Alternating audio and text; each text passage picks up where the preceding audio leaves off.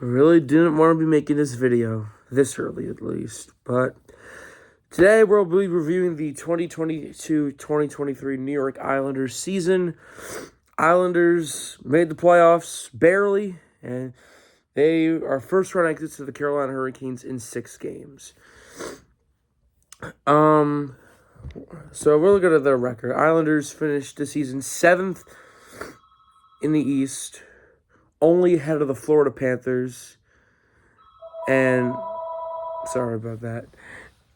Anyway, they finished 4th in the Metro, being the number 1 wildcard team, finishing 42, 31, and 9. Pretty good compared to their 37, 35, and 10 last year. The Islanders were mainly a home team. As you can see, as the stats say on here, on the road, they were 17, 18, and 6. So they were not really that good on the road. But at home, they went 25, 13, and 3 at home. Very good. Obviously, this is, what is it? This is year 5 with Lou Lamoriello and year 1 with Lane Lambert as coach. Obviously, Lane Lambert has been assistant coach to Barry Trotz, but I would say Lane Lambert has stuff to work on, but he's done pretty good. I'm just scrolling through here. Their best month of the season was probably the month of March, but we'll get to that after. The Islanders stayed in the hunt the entire season. In October, they went 5-4, 1-2 on the road, 4-2 at home. In November, they went 10-5, 4-1 at home, 6-4 on the road, and they went as high as 2nd in the Metro, which is very good. Which is, I believe, 2nd in the Metro. December, they went 6-5-2, 4-3 at home, 2-2 on the road. January was easily their worst month. They went 4-8-3, 3-2 at home, 1-5-1 on the road. February, a little bit better, 6-3-3, 3-2-1 at home, 3-1-2 on the road. March was their best month. 8-3-1 at 8-3-1, 4-2 at home, 4-1-1 on the road. April, they went 0-3 on the road, 3-3 at home, going 3-0 at home, and yeah. Anyway, let's look at their stats. The leader in points, Brock Nelson. For the forwards, Brock Nelson leading the Islanders in points with 75. Nelson was one of the 2 All-Stars for the Islanders other than Ilya Sorokin, which we will get to him in a few minutes. And it's right behind him, Bo Horvat with 70, Matt Barzal with 51, even though he missed 22 games, I believe. Anders Lee with 40, and then Noah Dobson with 49. 9, Bo Horvat led the team in goals with 38, even though I believe like a quarter of them were with the Islanders. Obviously, he was traded in January from the Canucks.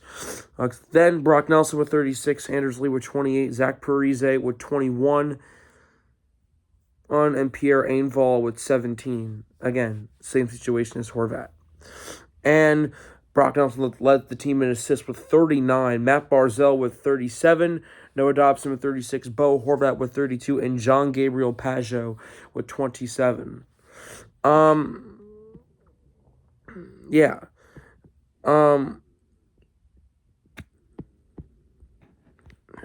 Goalies, Ilya Sorokin had a 2.3 for goals against average.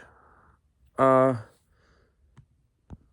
also had a .924 save percentage and led the NHL in the regular season this year in shutouts with 6. And he played 62 games, so that means Semyon Varlamov, who was the Islanders' main guy for 2 years, for the 2 years they made to the conference finals, only played 20 games with the Islanders, I believe recording 2 shutouts in that time. Um,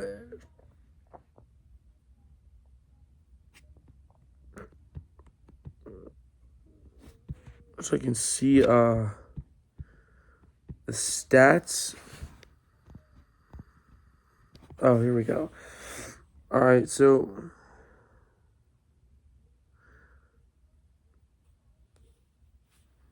now I kind of messed up here with the stats and stuff, but it's all right.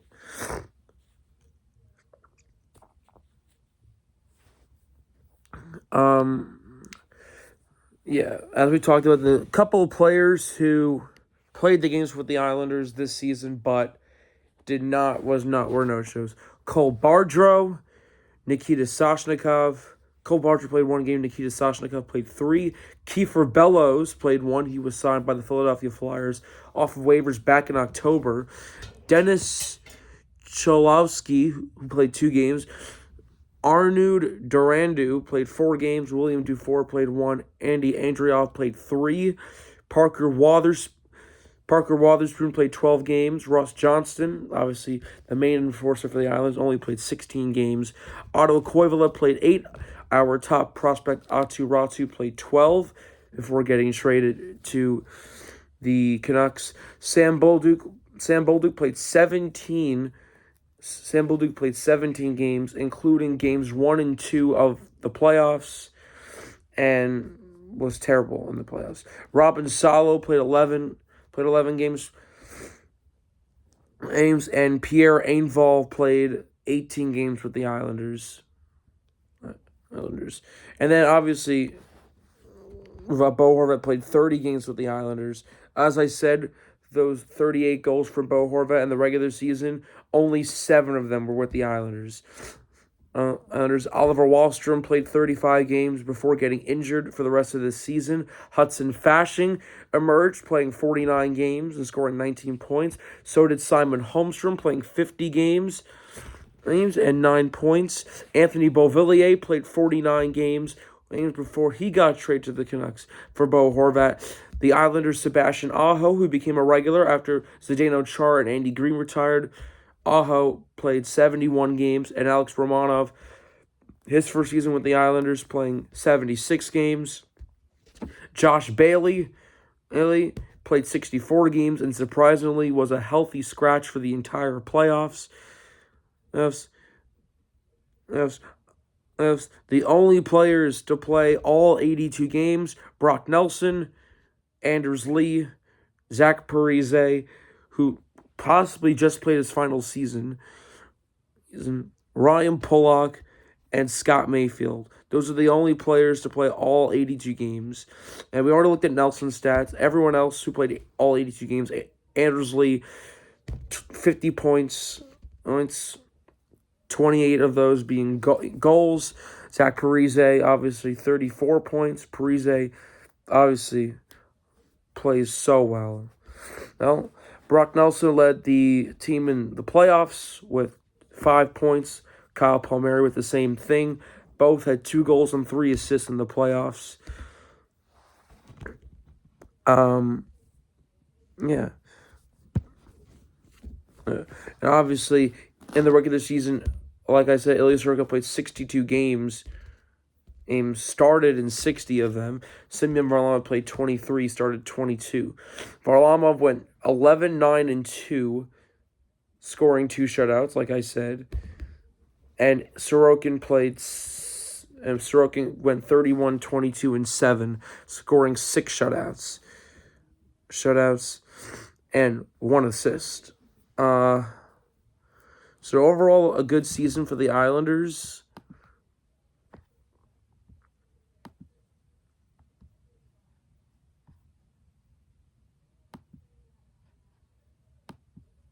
And all I'm saying here is that the Islanders are just not gonna be good coming soon. I'm just waiting for the Islanders to their window to go on to playoff run to close. It's on the verge of closing now.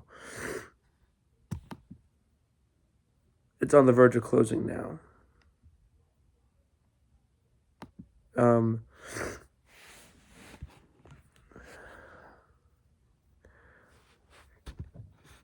The Islanders were 15th in the entire league standings.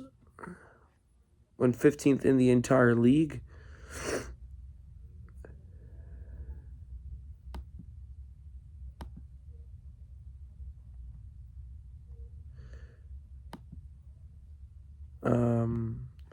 Again, I don't know how to work this. The Islanders were an okay team on the penalty kill, but they were so bad on the power play. In the series against Carolina, they went 1 for 18 on the power play. I tell you, Lane Lambert, they got to fix it. I don't know what they're doing. But, yeah, I'm just, like I said earlier, I'm kind of worried of what the future brings. Because a lot of people are saying that the Islanders have the worst future. And I agree. We can't make a rebuild if we extended Matt Barzal, Anders Lee, Brock Nelson, Bo Horvat, and Ilya Sorokin.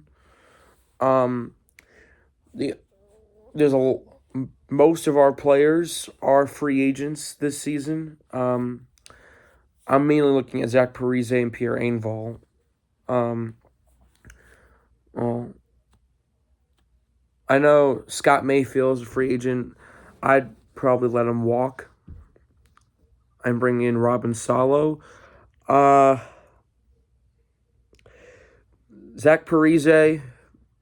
I love Zach Parise. I have a jersey. I have a jersey with his name on it, and he's just a hustler, and that's what I love about him. I really want him to play with the Islanders next season, but he might be retiring. So if he does, what a career for Parise, but we'll see. Pierre Engvall, he played okay when he joined the Islanders from the Leafs, and I think we should re-sign him. Hudson Fasching, I don't know. And then obviously some other players could be on the verge of retiring, like Josh Bailey and Cal Clutterbuck. That Game 6, Clutterbuck scored the only Islander goal in Game 6 of that first round. That could have been his last goal. Josh Bailey, I don't even know when Josh Bailey last played a game, but yeah.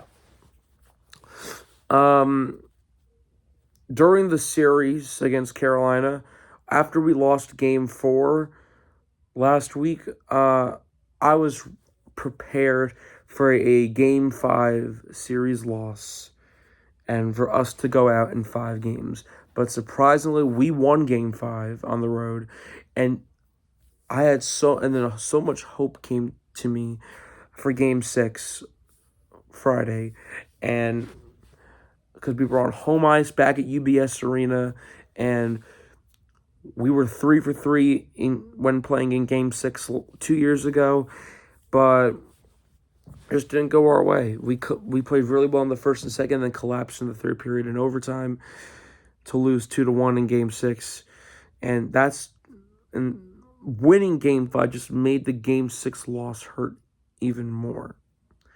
Like, I'd rather lose in 5 than lose in 6 at home, the way we did. But what are you going to do? I'll be rooting for,